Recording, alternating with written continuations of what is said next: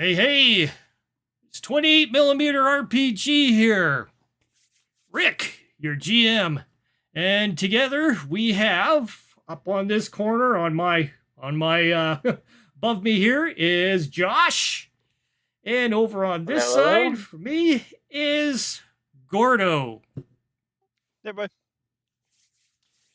Alrighty. New season, and we are going to go ahead and start the time clock here. We're going for an hour and 30 minutes maximum. So let's see how this goes. All right, our recap, just for those who have turned in. Imagine this. Earth-like planet. Next, you see an ancient relic merging from the planet itself, ripping itself off the very surface of that world, heading up into the atmosphere. In the meantime, there's a huge space battle going on between these lizard craft and these rocket biplanes. The chunk of planet kind of simmers over top. In the meantime, it comes to life with a sudden urge of electrical interference, and suddenly, all the lizard craft are being blown up everywhere. Thus, the natives of the planet rejoice. Hey! The adventurers go back into orbit in their ship's boat, going to recover the technology in order to fix their maneuver drives. The crew then boards the ancient relic station. There's some interference with some pirates, but they fight them back and manage to make a uneasy truce for the meantime. And together they go on to venture on through the ancient relic station. And then suddenly, the green orb, I'll go ahead and bring up the little image here. The green orb comes into view and consumes the crew. Suddenly everything goes black. So we start our session. I'll go ahead and share this with you guys here, just to remind you of what you saw. So our session opens up. Adamus, you hear some noises around you. You feel like you are lying down on something soft, warm, clean, sterile around you. You open your eyes and you see like white. You're in a room, kind of reminiscent of, kind of like a white. You see curtains. You see somebody kind of blurry in the background there, moving around. She approaches you, grabs your arm, kind of, is definitely checking your pulse. Kind of a really old, archaic way of doing it. And she seems to be kind of humming to herself. She doesn't realize that you've kind of come to consciousness. And she's. I reach over.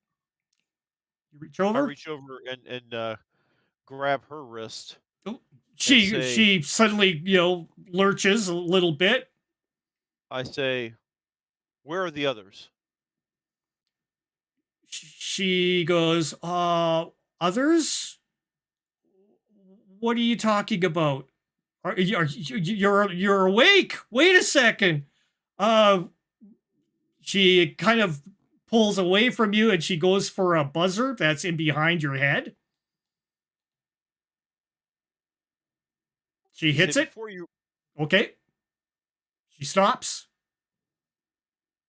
I say, "Where am I?" You are in the facility, Mental Institute of Technology. How did I get here? You were brought in about a week ago. I had friends. Did you find them as well? Well, there was a couple of John Does admitted. Your John Doe number 31A. Seems you have quite a large selection of John Does. Is that a usual problem around these parts? No, no, it's usually if people show up without any ID, we just give them a designation of a John Doe. Are you? She's like, do you mind if I check you out? Make sure your vitals are okay. I'm not here to hurt you. I'm just making sure you're all right. I feel fine, but I would like to know where my friends are. I'll let you check my vitals, make sure everything is on looking okay. But I want you to take me to the others so I can make sure they're okay as well. No, no problem. She I'll show you a picture of her just so you have a face to match. She says, "Well, there was a couple of others that had shown up as well, but at about the same time you did, but we had no idea if you guys are even remotely related to whatever incident that became of you. So, what do you remember?" And she's like, checking you out, making sure you're okay. She's says, goes ahead and takes a some sort of a wooden device and starts to put it towards her mouth. I play along. Ah, Okay, she's checking your tonsils and everything and all that kind of stuff. And then she's got this stethoscope and she starts checking your breathing, asking you to breathe in and breathe out. I ask you again though, where am I? Where is this place? Um, she goes, "Well, High Birth is the name of this facility." And where is it located? Avalon City, New Corsica.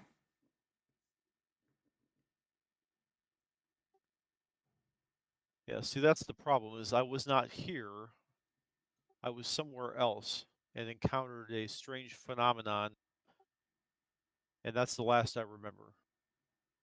Oh, what kind of phenomenon? She seems genuinely sincere and curious with your skill with negotiation. You can tell she's being upfront.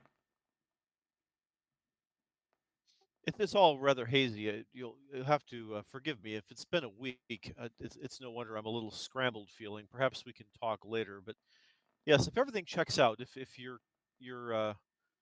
comfortable with my that I'm stable, perhaps we could take me to my companions. She says, "Well, everything looks fine here."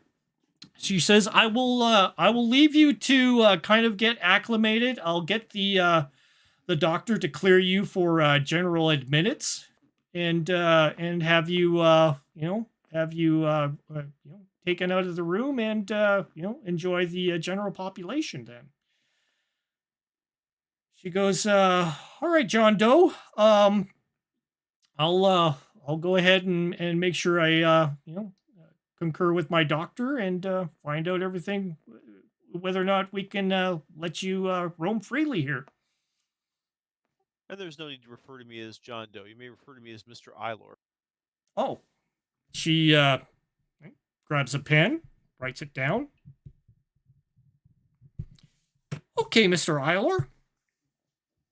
She smiles at you and she says, "Either I'll be back or the doctor will be in. It'll be Doctor Cover will be your physician." I And probably see if I hear any strange accent or vocal inflections or if she appears to be speaking normally. Solomani, definitely. So, probably from your thing with languages, you could probably surmise, yeah, probably more closer to Terra, possibly.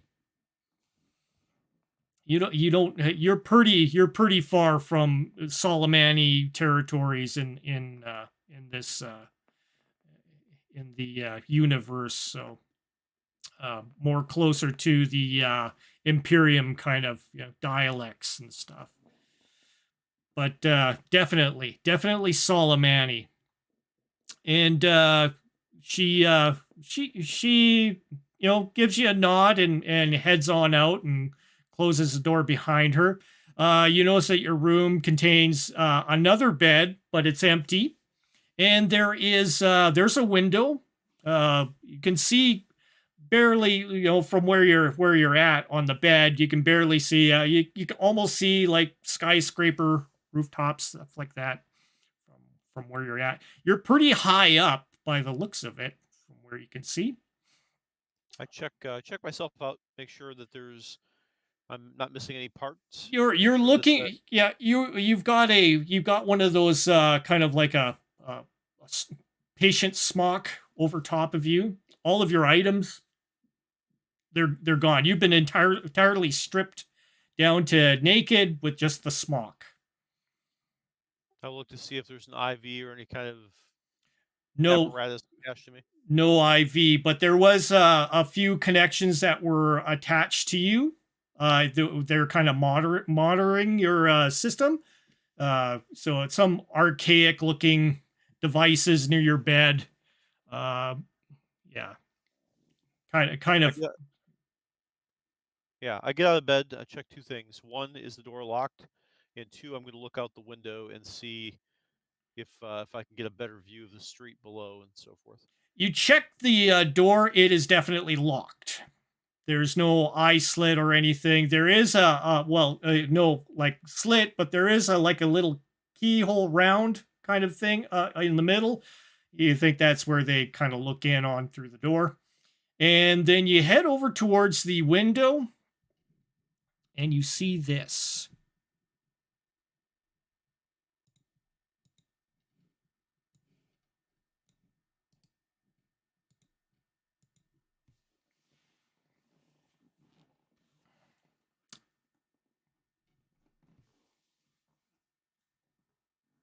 That pop up for you. Okay. And you notice that there is a strange looking glistening aura about that thing up on top of the tower.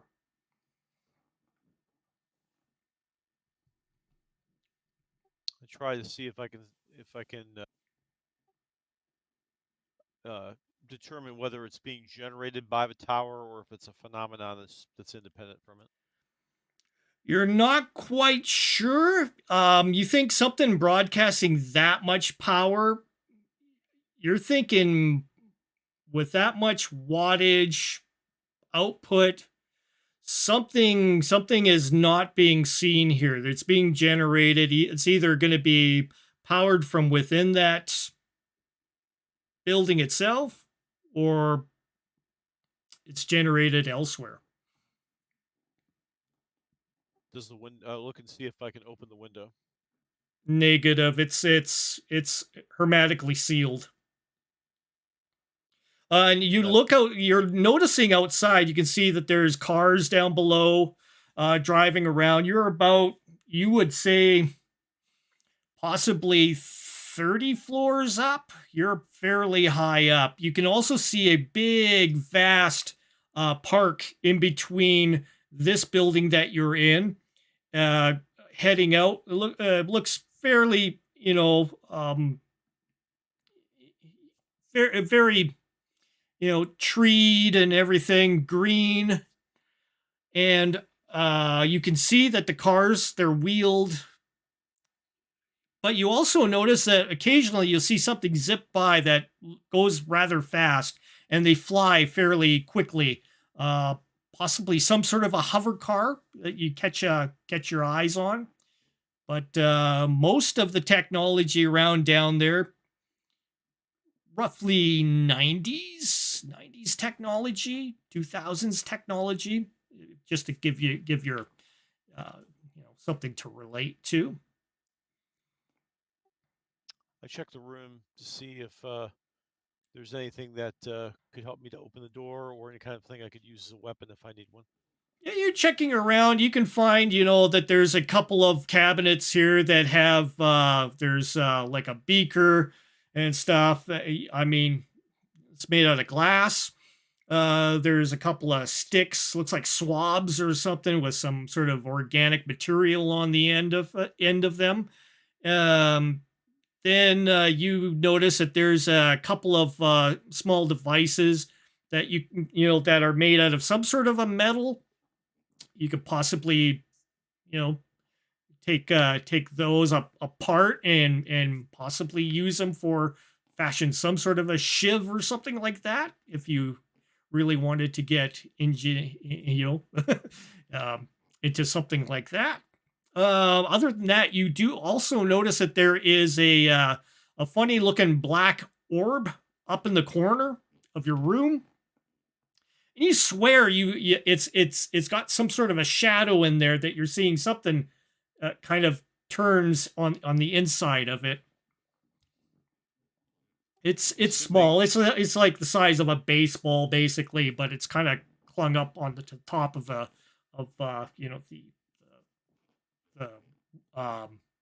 the ceiling area. I look and see if there's any air vents or sprinklers, like fire sprinklers, anything like that I could either get into or activate if I You needed to. you can see that there's panels that can be, looks like they could be pushed up, kind of thing. Assuming that the black orb is watching me, I'm going to not do anything provocative. I will sit on the bed and patiently wait for the nurse to return. Okay. Okay. Soon enough, the door opens, and you see a gentleman pop through.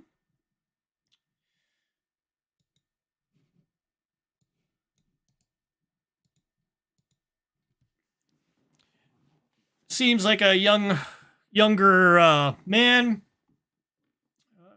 possibly late 20s, roughly.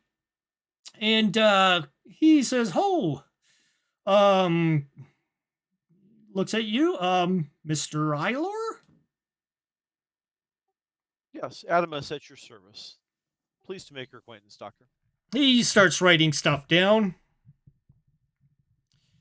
Okay, Adamus, I'm Dr. Cover. He says, "How are you doing?"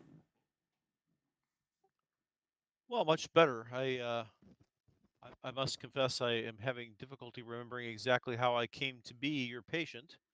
I suspect that, well, the only thing I can attribute it to is foul play of some sort. Someone must have drugged me or otherwise incapacitated me, and I arrived here. Most unacceptable. I hope that the proper authorities can get to the bottom of it. He looks you over and kind of raises his eyebrow, and he goes, "Well, you were admitted here about a week ago. We're always taking in a lot of unusuals that show up sporadically, out of the blue. The government agents usually inquire of people without any kind of ID and stuff like that. You were found in an alleyway within the city, and they brought you in. The police brought you in." He says, "Other than that, you've had a visitor come in periodically to check up on you, asking questions whether or not you have been, awake or not. But we've notified him, and to make sure that he knows that you are finally conscious. Appears that you've had some sort of a shock to your system of some form. He says, "You mind if we just do a little bit of a physical just to make sure everything checks up okay?" Oh, but of course, I want to make sure there's no ill effects, after effects. And may I ask, has my condition changed since you have taken me in, or it's odd that I was unconscious for such a long time. My suspicions, therefore, that I was drugged in some way. But yes, any alterations to my condition since you first observed me? He says, "Other than you were on a feeding tube when we first got you in here, but we had you intravenously fed for a bit, but you started stirring around about a couple of days ago, and we figured you would be we could probably prompt you into waking by just having your system kind of wake you up as you're kind of feeling peckish. You haven't eaten in a few days, so we were theorizing that you'd possibly come out of your state wanting to have something to eat or something. Once we get you cleared up, step aside, up here, please." He kind of motions you to one of the tables, and has a little device on his hand. Yes, yes, of course. And he, But before we do that, I would just like to know. I'm gratified to know that there is a someone looking in on me. Might you describe them, or do they give a name? uh, taller, kind of elderly guy. Um, no facial hair. I think his name was Mr. Gray. Yeah, Mr. Gray. Not sure that I know that particular individual. Did he say what his relationship with me was? Oh, definitely must be a government agent. Oh, I see. Yes, someone investigating the circumstances. I should assume. Ah, pity. I have had a couple of companions that I'm quite concerned about. The nurse was kind enough to tell me that there were some other unidentified persons that were taken in around the same time as me. I wonder if it would be possible just to, well, just to look in on them and see if they are in fact my companions. I'd like to, put my mind at ease that no harm has come to them. There is one. He's known as John Doe Patient 30B. Came in about the same time you did. Same sort of condition, but yeah. He's in general uh population right now. Um, he's a little out of it, I'd say, but And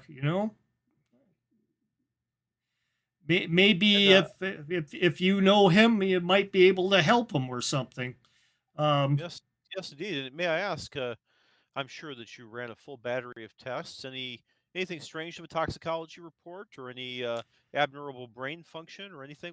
Any explanation for the condition that I was suffering from? some strangeness in some of your chemical makeup that we haven't.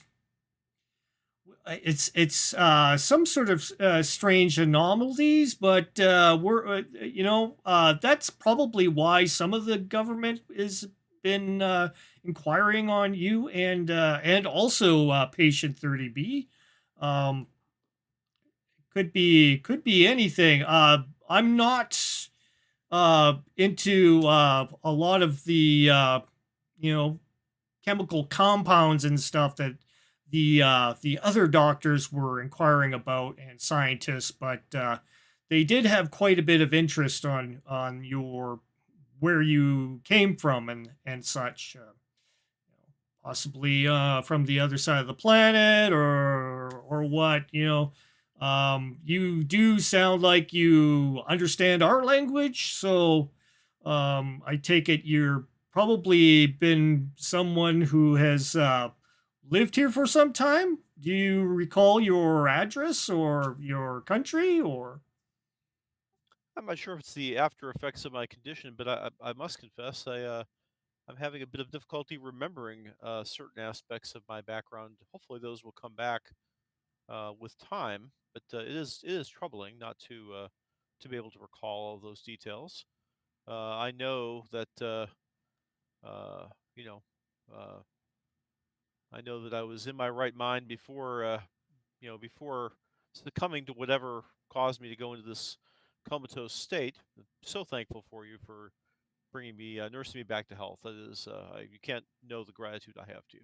Oh, well, Nurse Alice was one that mostly took care of you. I have many patients in this ward, and yeah, it's I've got quite a busy schedule here. Yeah, it's there's always something happening in this place. So, My personal effects, are they stored somewhere? you came in pretty much with just some rags, and that was about it. The rags that you were wearing, they had bagged them. They were taken away with the government agencies, and yeah, you just have your what you have yourself. No, no other physical effects at all. Oh, that is sad. Well, very well. I will submit to your examination, of course, and perhaps while we wait for the government gentleman to come interview me, and perhaps I He could see. whacks you on the kneecap. You feel your knee kind of jut forward suddenly. Uh, Thank you for the warning. That hurt. Uh, no, but perhaps I could also get caught up on current events if you have some medium with some news or local information. I could just sort of jog my memory a little bit and get caught up. That would be useful as well. Yeah, well, you certainly look like you're in a good general health. There hasn't been any spread of any pathogens or any kind of concern like that, so I should be able to go ahead and admit you into general. Right. In fact, yeah, I'll go ahead and he goes ahead and writes it down on your chart, and says, you should be okay. I'll have the orderlies come in and with the some clothing, and you should be able to proceed into the main area soon enough. Thank you, Most most most Mister kind. Hylor. Yes, most kind. You are definitely a credit to your profession, sir. He says, if you have any questions or if you have any concerns, we're here. We can always talk to you. My office is you just have to get one of the orderlies to direct you to where I'm at, and I'll be able to help you. Alrighty. Yes, thank you. Okay. He gets himself up, and he smiles at you and heads on out.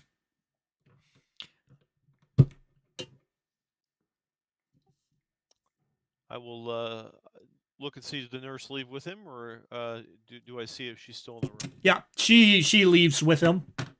Basically, they're both out. Okay, I will wait for them to bring some clothing. Okay. Shortly, you hear a thump thump on your door, and then the door starts opening, and you can see this man walks in. He, typical young guy, has a batch of clothing for you. He looks at you and hands them to you, and nods and heads back out.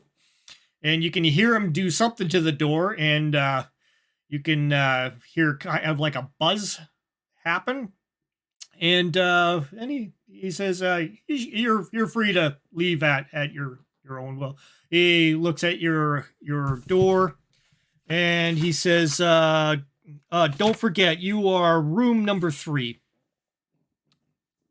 Yes, thank you. And as the doctor was mentioning, yes, I am actually a bit famished. It seems like I haven't eaten in some time. Where would I be able to get a meal and maybe something to drink? He says, once you're dressed, I'll be waiting outside here. I can show you around the place. Alrighty. Okay, I will go ahead and once he's left, I will go ahead and get dressed Okay. and then proceed to step out of the hallway. Yeah, you put on these clothing. It's kind of like, white, top, white pajamas for the bottom.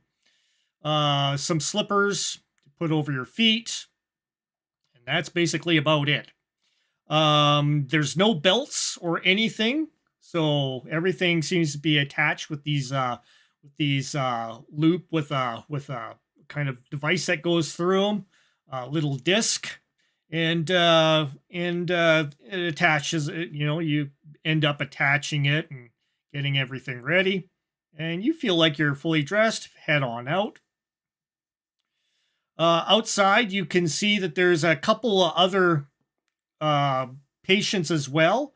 You notice one is kind of walking into the wall a little bit, like he's trying to force himself into the wall, and he's just kind of repeating and himself hitting the wall over and over again.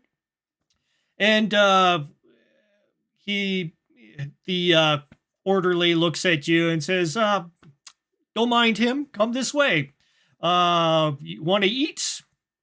I'll take you to the cafeteria." Says, "This way, over to the lift." Just you see basically a hallway, numerous uh, doors all the way down. You are on the shorter end towards where he's heading, and it's basically he takes you to this, looks like some sort of door that opens up. It's very, there's no actual like uh doors that enclose and encompass. Like it's all very open and seems to have a kind of a wire grate so you can see into the lift itself. And he basically punches a little device on the side, and you can hear the pulleys and everything going. Fairly archaic system. And you can see that the little kind of a tram comes up, a lift door opens, and he walks into it. Looks like it can hold possibly about 6 people in here easily. Possibly a bed, could fit in here as well. And he kind of ushers you to come in with him. As we're riding in the lift, I will say, so I noticed that there's quite a lot of security on this ward, and the behavior of the gentleman walking into the wall is a little abnormal. What sort of a hospital ward is this exactly, and why should I be concerned? I guess. He says, "Well, there is a mix of different kinds of people on this ward. They mostly have a little bit mental issues, that sort of thing.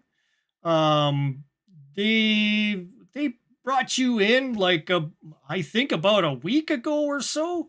He's like, and you weren't very responsive to anything, so they didn't know whether or not you had issues or not. But I don't know. You seem to be kind of functional, but there again, I've seen some people that have been very functional, and I've seen a few of them, get rather angry and cause issues. So they usually go into the infirmary.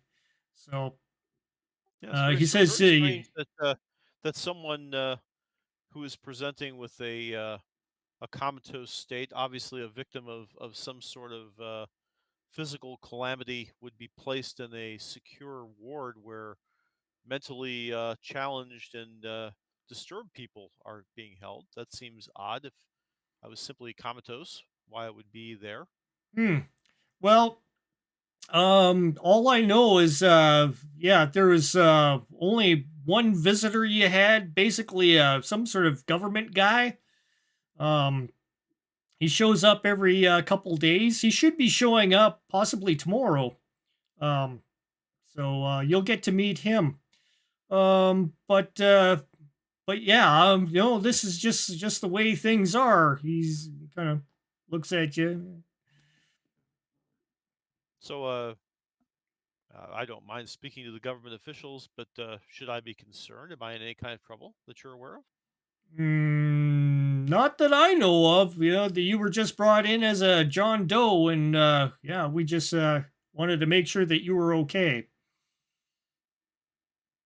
Well, thank you for your concern. I appreciate the care. Oh, it's what they pay me for.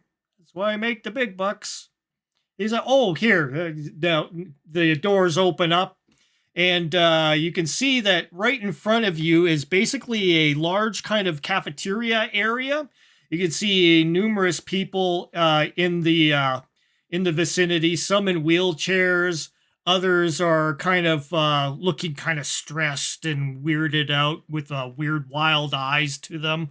Others, seem to be chatting to themselves, talking, weird gibberish and that sort of thing. You see somewhat of a familiar face in one spot. You're kind of looking, and you can swear that guy's Cobb. There's a guy sitting there in a wheelchair, kind of staring into like empty space.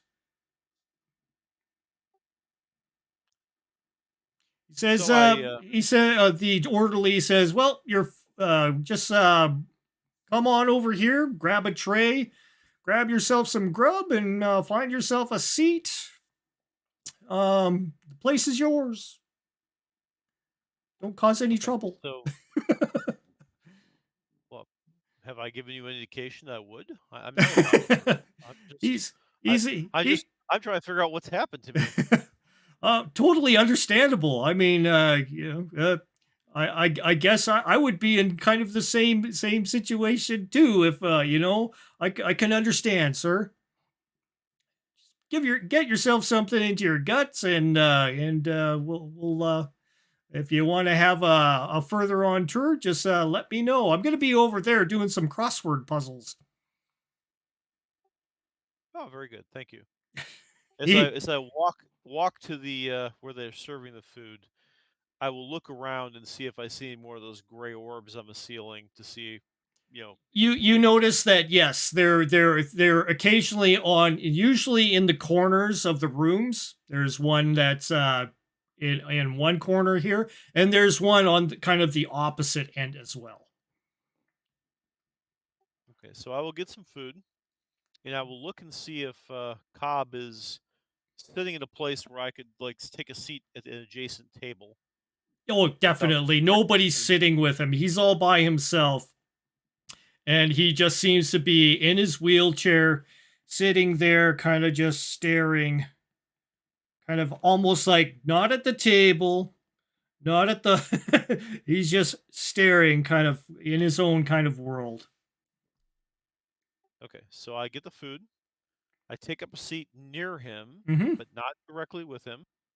And as I am eating, I will nonchalantly, kind of under my breath, go, Cobb, Cobb, can you hear me? They're in the walls. They're in the walls. They're looking at us. They're looking at us. Cobb, your mind is you're kind of in a cloud, and you're hearing this Cobb, Cobb, Cobb. Grandma? Grandma, is that you?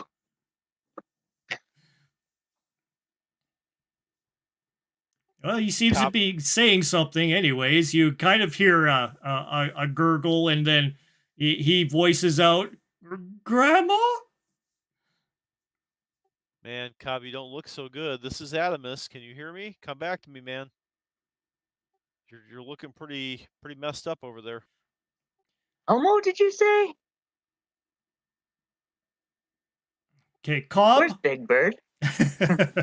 Cobb, you are feeling quite hazy. You feel like you're under the influence of something. Yeah, you've possibly been there a few times before, since you were put under the influence before with your encounter with Sarek. You can swear, yeah, you've got somebody put something in your drink some time ago. As far as you can remember, you've come to, but you kind of find yourself in a hazy kind of state. You do recall somewhat suddenly looking outside. You've seen something that really kind of bothered you. you kind of remember voicing something, and the doctors were kind of like going around you saying you're going to be okay, and they kind of held you down, and you kind of remember them putting something into your arm, some sort of sedative, you think, and then blacking out, and you kind of felt like you went from a panic attack to, suddenly you're kind of feeling serene, and you've been in this kind of a serene kind of feel for quite some time. You're not quite sure. You've seen, it go dark, it go light, it go dark, it go light, and then now you finally have something that you can kind of key in on right now, and that's the face of 𝙏𝙍𝘼𝙑𝙀𝙍. What are you doing here? Now don't look directly at me. Let's not let you know that we're together yet. I'm glad you're feeling better. At least you're talking to me. Listen, I don't know where here is or how we got here. I tried to go through that portal to find you, and next thing I know, I wake up in a hospital bed. What do you remember? Green light, and that's about it. All very fuzzy, hazy. Drugs. So many drugs. I think we need to try to find the others and get the heck out of here. Find out what's going on. There's a strange ball of energy floating above the city that we're in. I don't know if you've seen outside, but quite mysterious. It comes to you in a vision, Cobb. Suddenly you realize, yeah, that's some huge like thing over top of the one of the buildings, some sort of massive. Kind of looks like some sort of circling kind of strange apparition of a portal or something, some sort of energy beaming out. It just that sight kind of shocked you at first. Cobb, Something. I don't think it would be wise to let the people that run this facility know that we're not from this planet for now. I think we need to play this one pretty delicately, if you know what I mean. Yeah. Did you find out what year this is? Well, I'm not even sure what planet it is. I don't know that we've traveled through time. That sounds far-fetched to me, but anything is possible. But Green orb? yes, well, Who the green orb, knows? yes, it could have done many things. I don't know, but I think we want to try to blend in and just get ourselves released from here so we can find out what's going on. You know where they have our stuff? Apparently, I was brought in without stuff. I came in with just a few strips of clothing, so unfortunately, I don't have any Who gear with me. Cobb, found us? Cobb, you notice that okay, you notice that Adamus is wearing stuff that you're not wearing. You're still in a smock, basically, in a wheelchair. You're you've been kind of strapped in. One of only Easy. One of your arms is loose. So was there any kind of trouble with when you? How long have you been conscious? Did you have some difficulties? It looks like they've restrained you, which is Yeah. would I suggest saw perhaps something things and didn't go then well. I thought it was crazy. Am I crazy? Are you crazy? Are we all crazy? you see another person kind of shudder by. He's like, "Ch-ch-ch-ch-ch." He looks at you. He kind of looks a little crazy. I'll give you an image of him right here.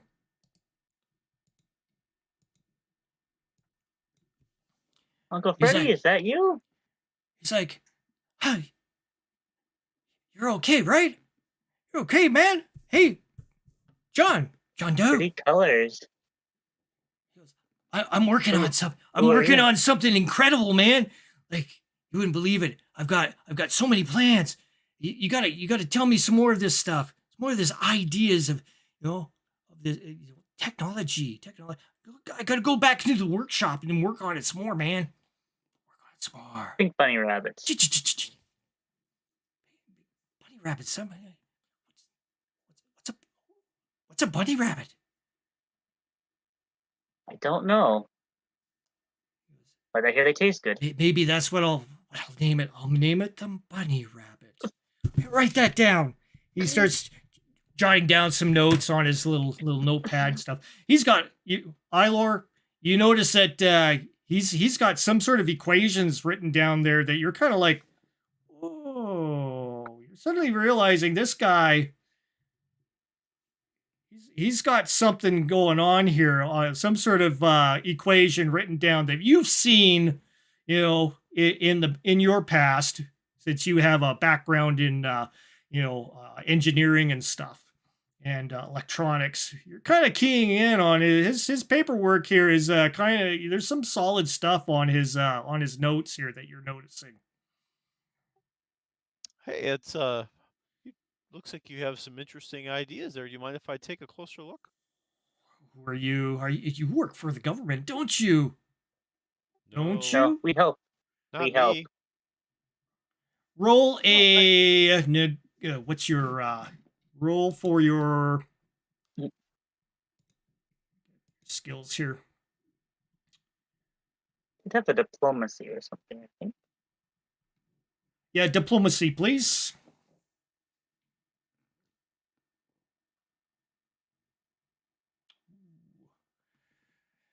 He goes, I'm not going to show you this. You realize what has been happening lately?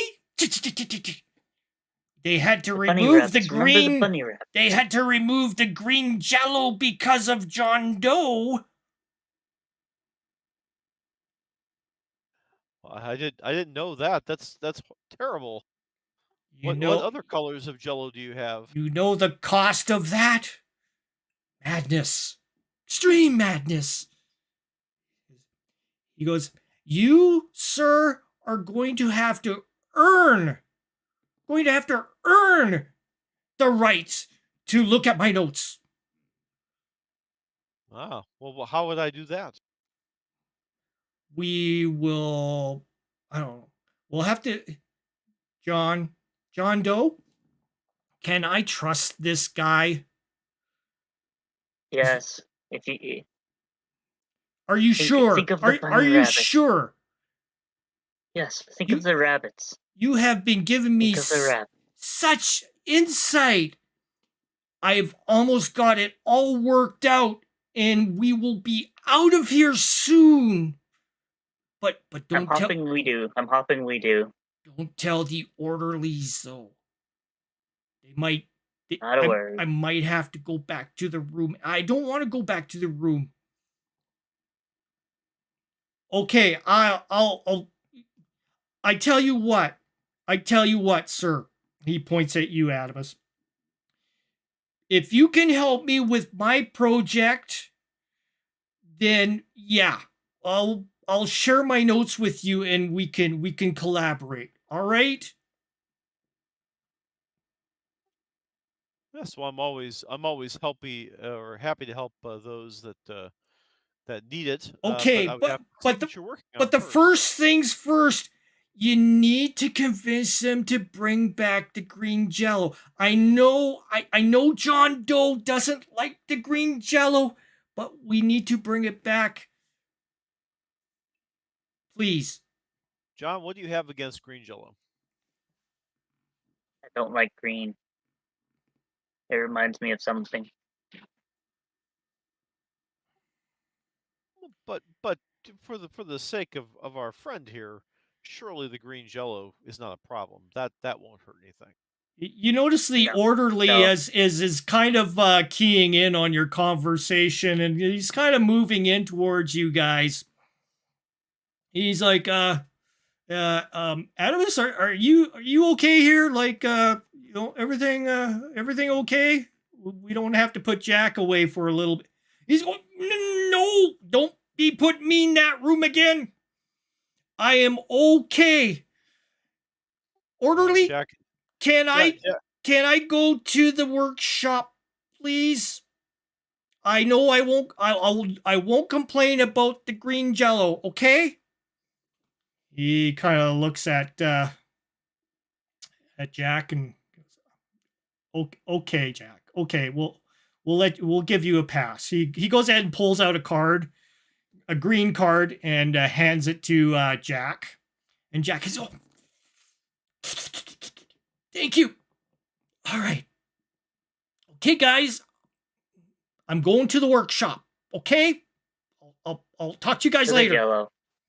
And Good he luck, Jack. he skitters off and goes over towards the lift, and punches the thing, and you hear the lift activate.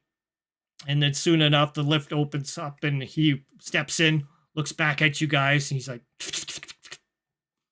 closes it. You can still see him through the grate, but he's kind of hiding him behind the bars that are there. And then you see him go down.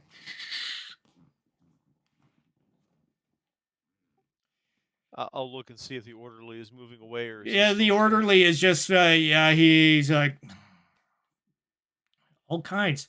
He kind of looks over at Cobb.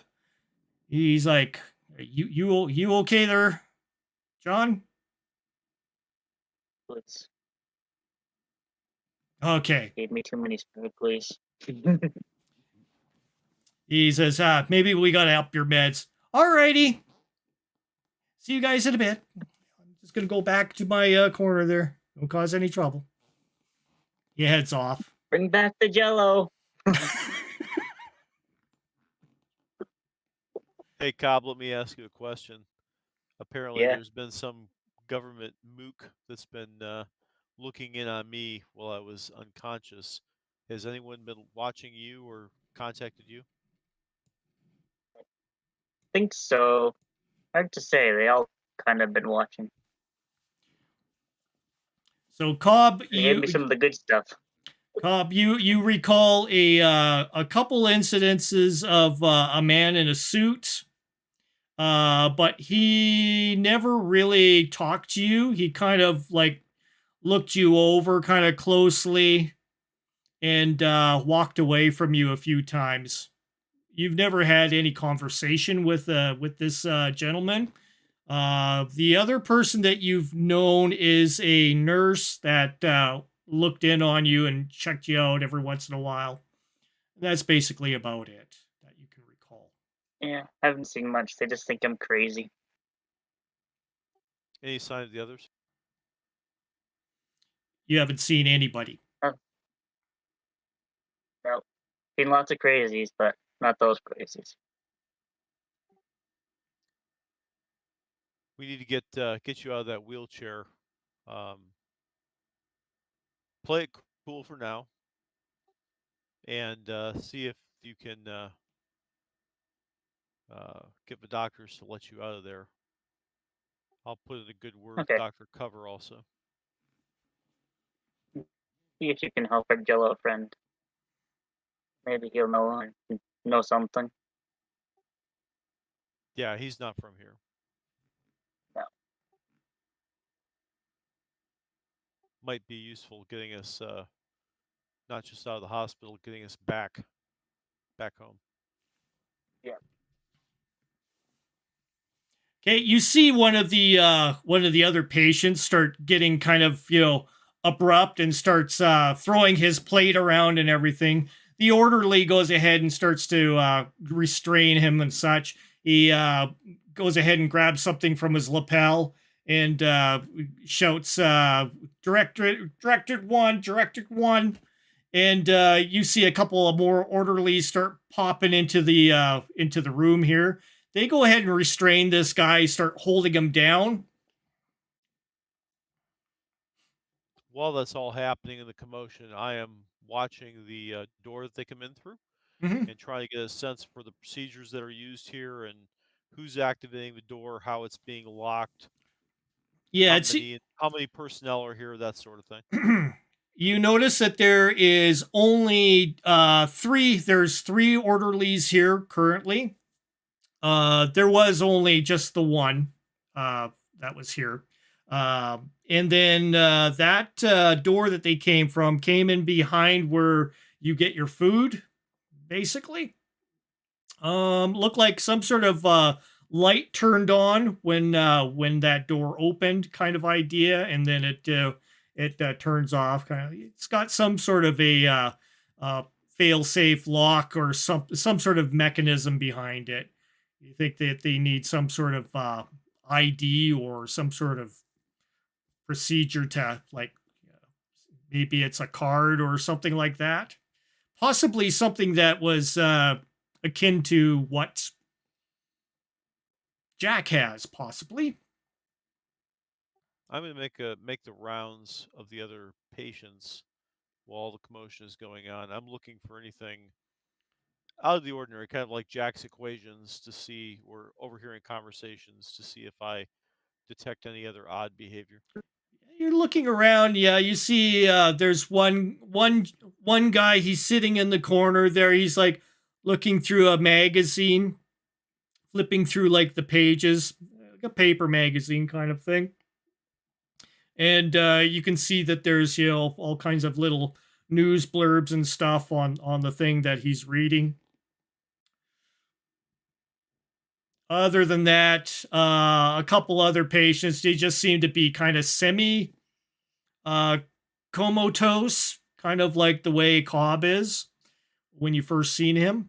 And they're kind of drooling over top of their plate of,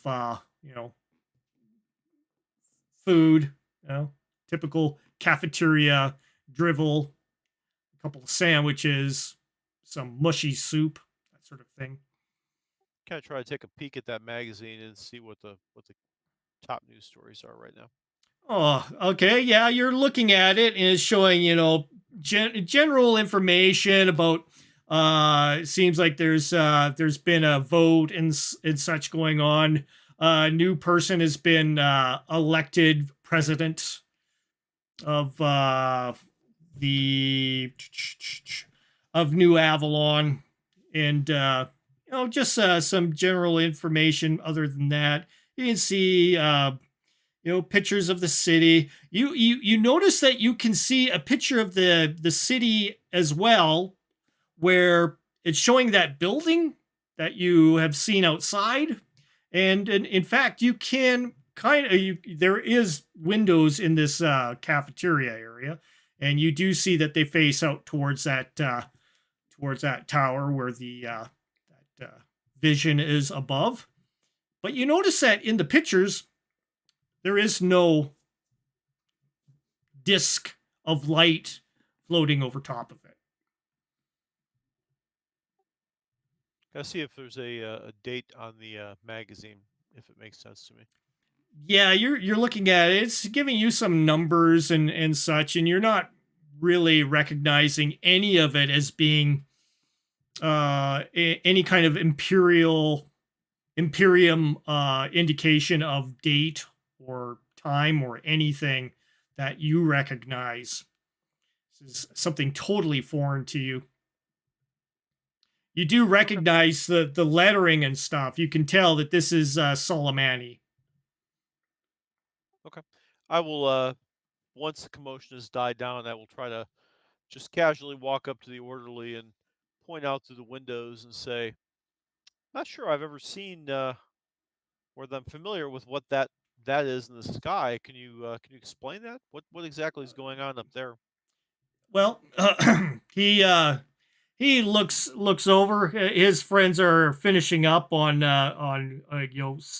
subduing this gentleman. He's like, oh, looks out there. He goes, that's the JM Carcosa building over there. Interesting. And the disc of light above it. What exactly is happening there? He's like, disc of light. He looks. Um, are you okay? I'll take a step forward and go, "Oh, I'm sorry." A glare on the window. Odd. It's a optical illusion, I guess. No.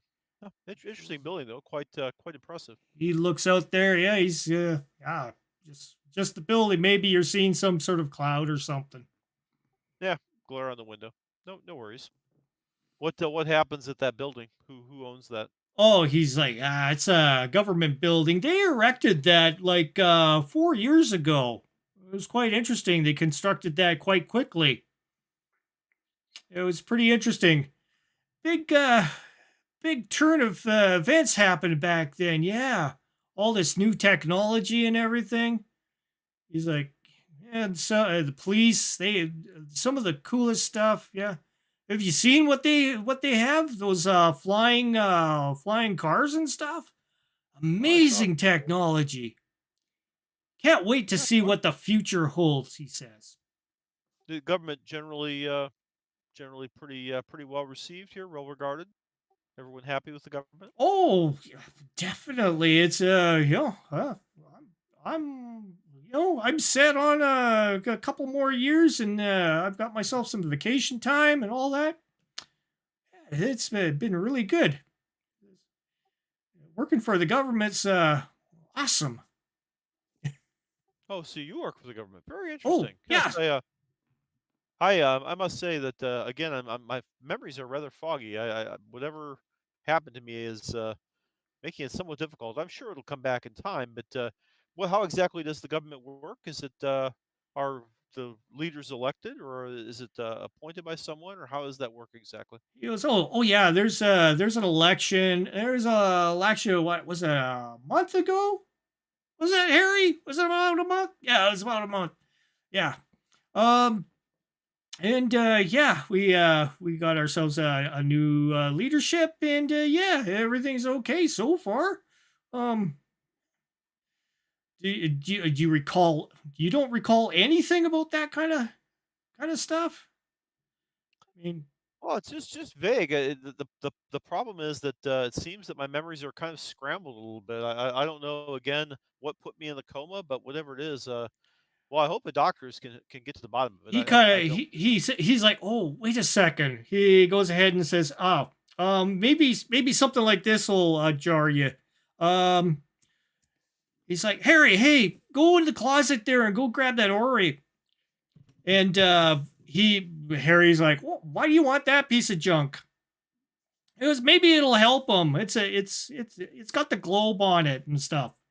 Maybe there's a country on there or something, some sort of thing that might jar his memory. Anything we can help there with Mr. Ilor be definitely maybe it'll get us a gold star. They both laugh, and you see Harry go, yeah, okay.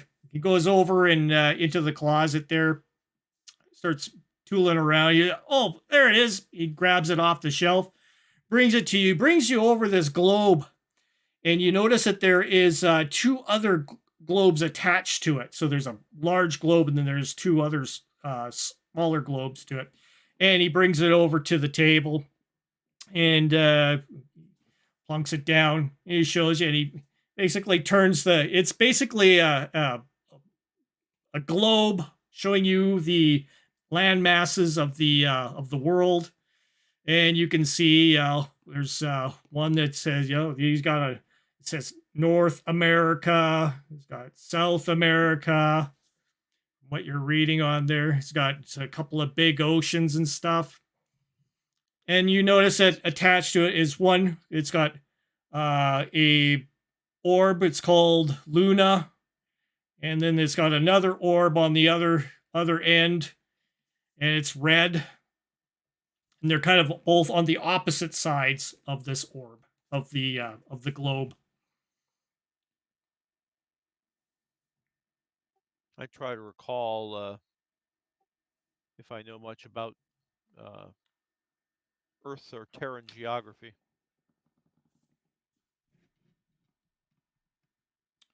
Roll under your diplomat skill, please.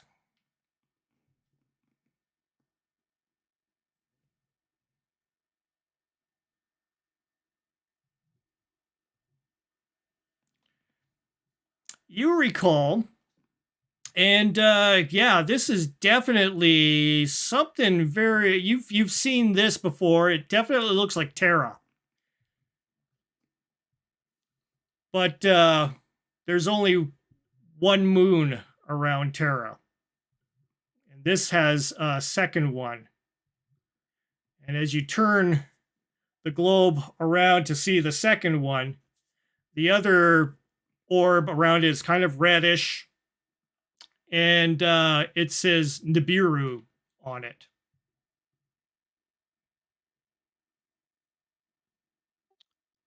Oh, thank you for showing me this. This is quite helpful. Yes, this is starting to bring back some memories. I'm feeling like maybe things are coming back a little bit. Most interesting. Oh yeah, no problem. You we'll keep it out if you want. Oh yes, yes, please. That's good. All the things that can jog my memory. Again, yes, if there was any news, information, current events, that might help as well. Kind of bring me back to the moment when I lost consciousness. He goes, well, we have a stack of magazines that we bring out one at a time, but I mean, we could bring out a couple extra for you. That sounds very helpful. Are they're relatively recent? They don't really give us much of the recent stuff. I think maybe that one over there. He kind of points at the old guy in the corner there, paging through his magazine there. I think that's the most recent one, but I wouldn't try to take that away from him. He gets a little ornery. And best wait until he puts it down, he says. He looks over at the cob there. He's like, Mr. John Doe, 31A. I guess we're gonna have to go ahead and get you back on your pills there, sir. Could I ask? Honestly, this gentleman, it's starting to come back to me. His face looks quite familiar, and if you increase his medication, I won't be able to converse with him. It would help my recollection and maybe help his condition if he was a little bit more lucid. Perhaps we could just wait. He seems non-violent right now, and I don't think he'll cause any trouble. Yeah, he did cause a little bit of a disturbance a while back. I mean, we'll secure one of his both his arms to his chair again. We'll get to Doctor Cover again. We'll refer to Doctor Cover of your request. It just we'll get back to you here on that. It says we just want to make sure that he stays kind of kind of sane for now. So we're just going to go ahead, and they start reattaching the restraints onto his arms to make sure that he's good and tight. And we'll let you know. He says, So did you want to go check out any more of the areas around here, or? Oh yes, a tour would be fantastic. And let me just say, John, don't cause any trouble now. We talked about this. I think it would be good for both of us if we would be able to confide in each other a bit. But if you get rambunctious, it's going to cause them to have to resedate you. So be on your best behavior, sir, and hopefully, we'll be able to help jog each other's memories. He's like, you got a very good voice on you there, sir. He kind of notices. He goes, maybe you should apply if you get cleared of this situation. Oh yes.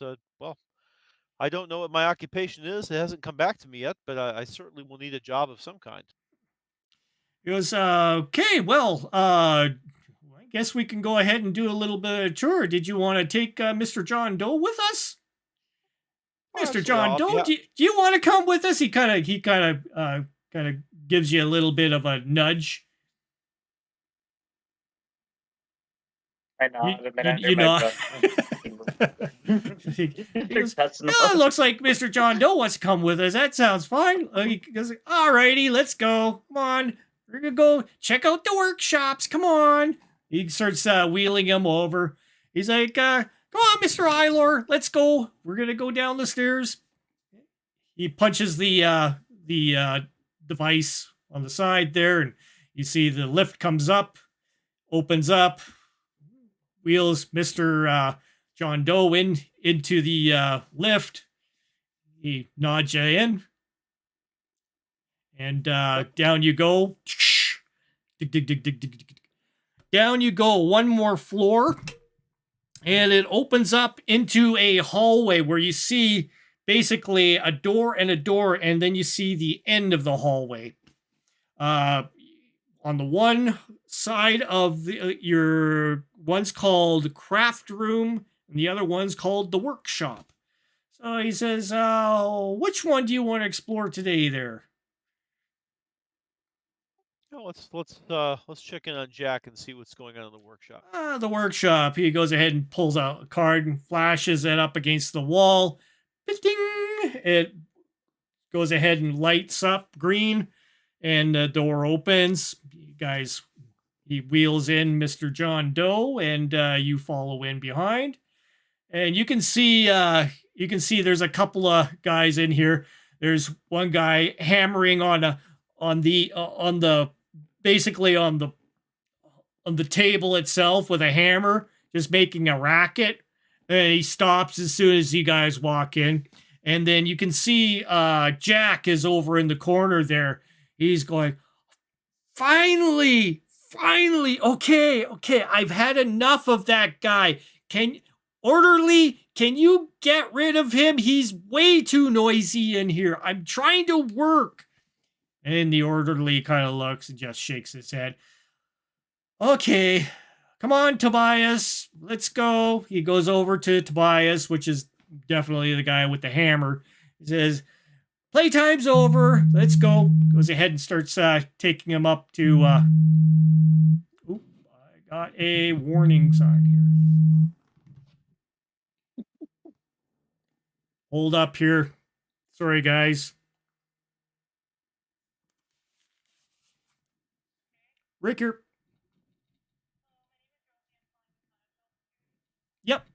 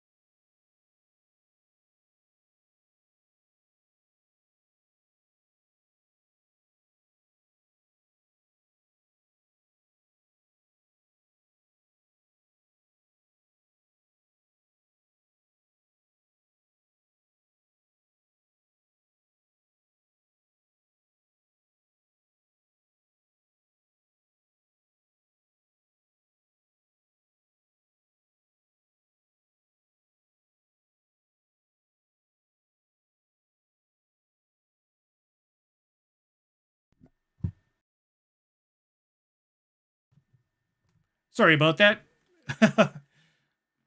That was the alarm system for the for our company. Oh no. Yeah. Everything okay? Oh yeah, it's okay. It's the usual thing. The usual thing that they won't fix. Just putting that out there. Alrighty. Where were we? Tobias being taken away.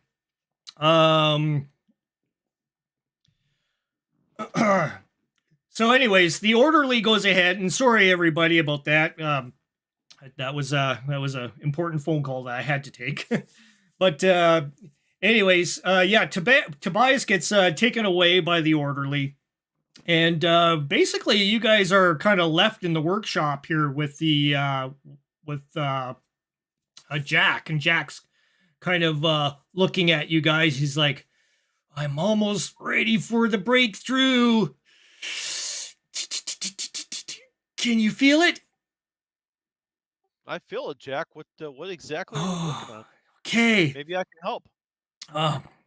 All right. So I've got this component here and this component here, but I'm having some troubles trying to get the two to work together, and it's just I can see it, but they took away something in the head that I know it's supposed to work, but I'm stuck. I'm stuck. He kind of looks at you, he goes, maybe you can figure this out. I'll take a look at what he's working on and see if I can. So you're looking, you're looking at his gadgetry and stuff like that, and you're very, some of this stuff, the components are very, very like stuff that back in the dinosaur age, as far as you're concerned. Do an engineering roll, please. I know you're not. I mean, you know a bit about it. Hopefully, you can roll high enough. So you're looking down through the leads and everything. You're kind of looking at everything. You're like, it seems to be some sort of a device that creates some sort of a resonant frequency. And he's got it set to a certain type of, kind of high up there. Something that you can't hear as far as, audibly. But, he's got a couple of wires there that should be connected together. And you're kind of looking at, and you see this relay kind of device that you should have connecting up. And you think that should get this thing working. So, Jack, maybe just fix those two wires and that little gizmo there. I think that you'll have it. You're very close, my friend. He looks at it. He looks at you. He looks back again. He goes,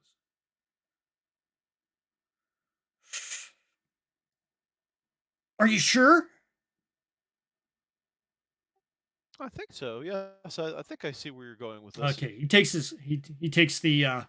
so it's like some sort of a putty, and he goes ahead and touches it with this little device. It goes ahead and solders together, and then he takes solders it together, and he's like looks it over.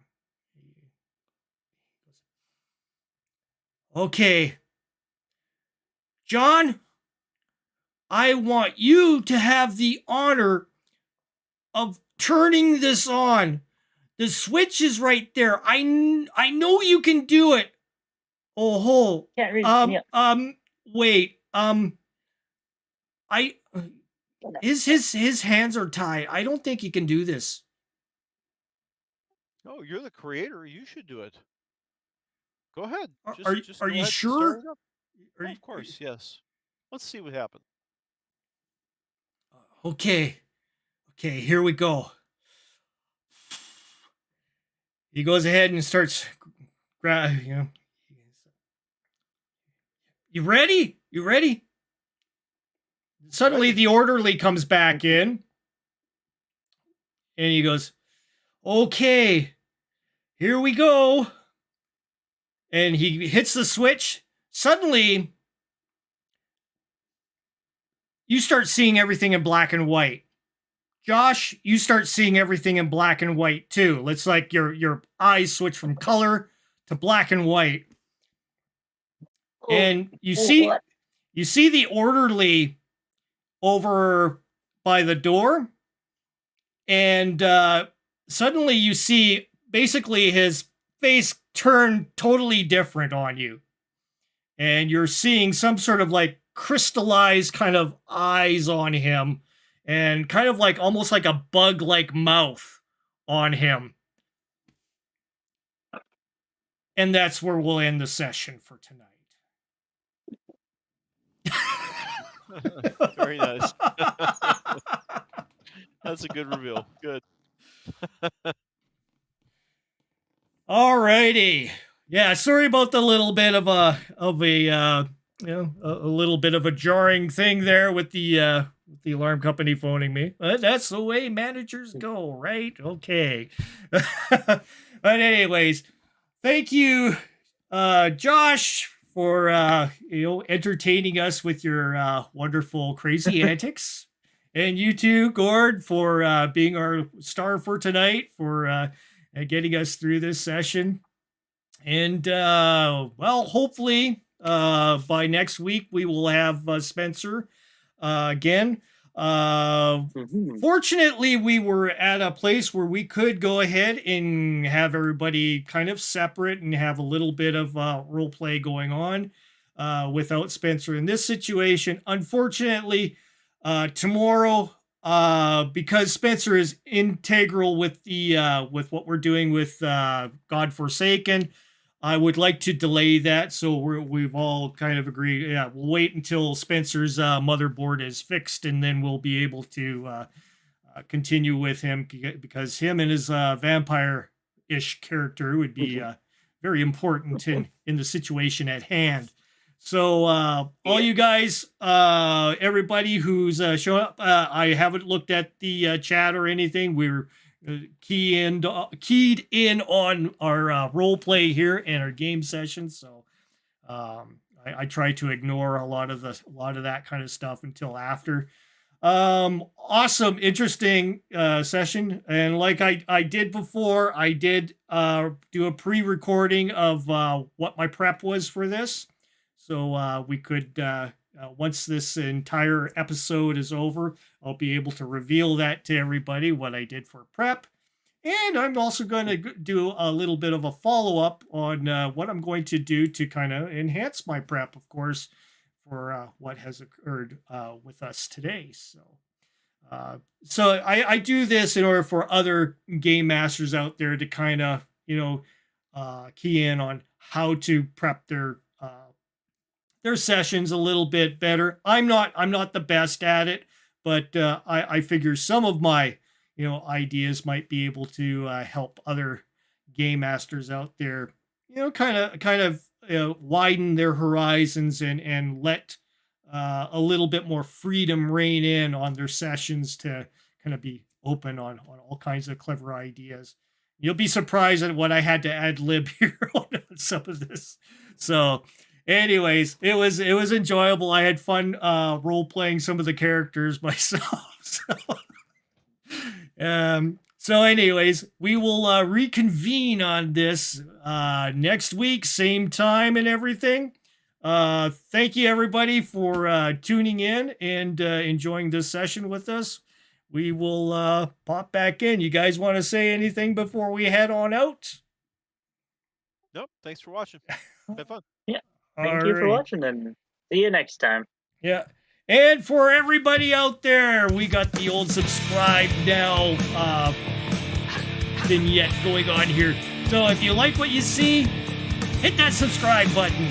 And you can learn stuff. You learn stuff from me. I can learn stuff from you. You can learn stuff from everybody. Just learn. Learn to role play. All right. Talk to you guys.